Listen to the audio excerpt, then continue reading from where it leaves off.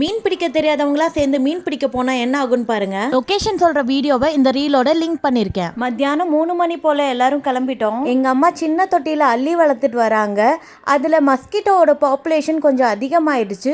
So அந்த population குறைக்கிறதுக்காக தான் இந்த மீன் குட்டியெல்லாம் பிடிச்சிட்டு போறோம். நாங்க போனோன்னு டபுக்குன்னு அள்ளி போட்டுடலாம் தான் வாளியெல்லாம் எடுத்துட்டு போனோம். அங்க ரொம்ப நேரமா ஒரு தாத்தா என்னால இதுலயே பிடிக்க முடியல, இதுல வர பிடிக்க வந்துட்டீங்களாங்கிற மாதிரி பார்த்தாரு. ஆனா சும்மா சொல்லக்கூடாதுங்க, அவருக்கு மீன் கிடைச்சதோ இல்லையோ எங்களுக்கு கிடைக்கணும்னு ஹெல்ப் பண்ணாருங்க. ஆனால் ஒரே ஒரு வார்த்தை நறுக்குன்னு சொன்னார், நீங்கள் எப்படி தான் எவ்வளோ மீன் தான் பிடிச்சிட்டு போனாலும் வீட்டுக்கு போனோன்னு செத்து போயிடும். இது ஏரி தண்ணியில் மட்டும்தான் வாழும், வேணும்னா இந்த தண்ணியை பிடிச்சிட்டு போய் வேணா இதில் வளர்த்துங்கன்னு சொன்னார். குட்டி குட்டியாக சின்ன மீன் பிடிச்சோம். அவர் பாருங்கள் எவ்வளோ மீன் பிடிச்சிருக்காருன்னு. இது மாதிரிலாம் நான் மீன் பிடிக்கிறதுக்கு ட்ரைனிங் தனியாகவே போகணுன்னு நினைக்கிறேன்.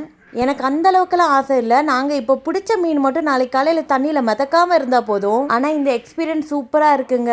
இந்த மாதிரி ஃபேமிலியோட ஒரு 1/2 hour 1 hour வெளியே போயிட்டு வர்றது எவ்வளோ ஜாலியாக இருக்குன்னு பாருங்கள்.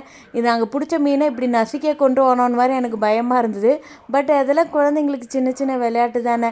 இந்த அண்ணாவும் எங்களுக்கு ஹெல்ப் பண்ணார். தென் வீட்டுக்கு சக்ஸஸ்ஃபுல்லாக வந்து அந்த தொட்டியில் விட்டுட்டாங்க அம்மா. இனிமேட்டு அவங்களோட சேனலில் வீடியோஸ் போடுவாங்க, அதை பார்க்கலாங்க. இதில் பூ வரும்போதும் பார்க்கலாம். பக்கத்தில் இந்த பூ அழகாக இருக்குங்க.